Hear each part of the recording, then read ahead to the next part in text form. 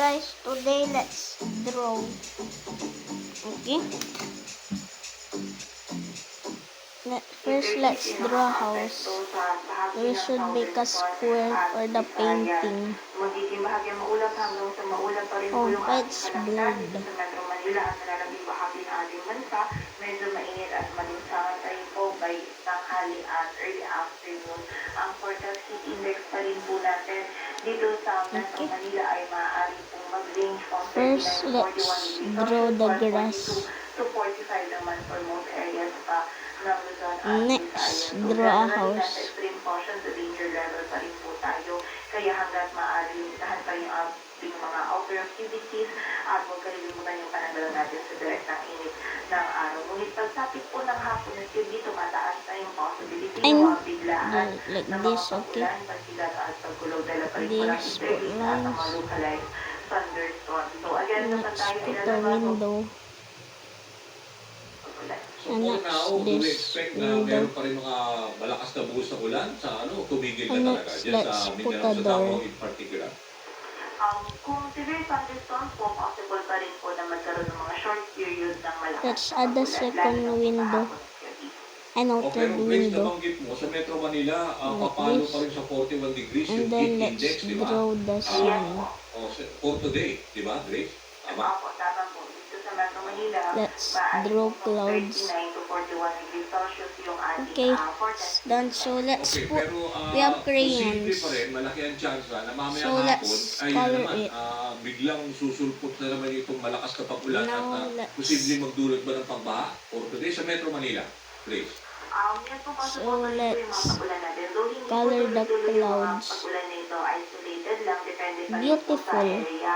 Yung Alert na in-advise dito sa buong Visayas, this. so may rotational brownout. So gusto rin siguro nila malaman, kamusta naman ang lagay ng panahon sa area nila.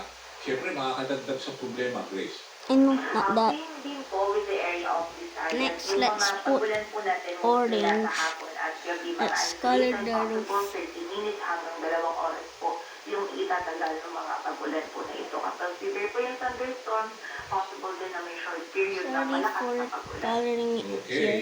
Because I Maraming have salamat, this Grace. one, not the triangle. Okay, next let's put yellow wall.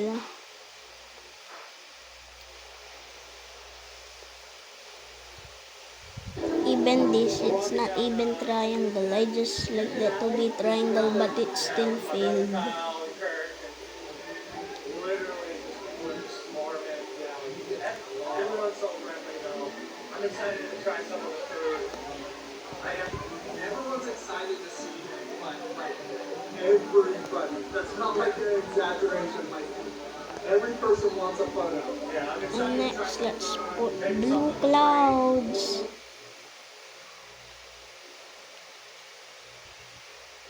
Next, let's color the sun. Everyone's so friendly though.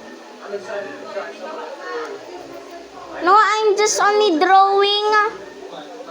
I'm be drawing and then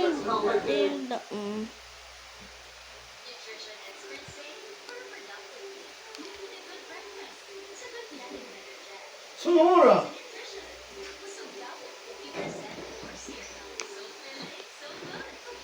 next color this. Next, let's color green. Alam kung makakarating ka pa sa iyong destinasyon.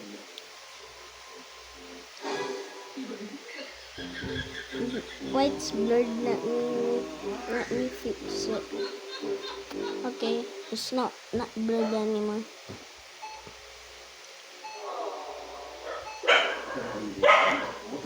No, there's dogs barking outside. Malay mo, umandar sa Okay, Delta now it's done. Bye bye.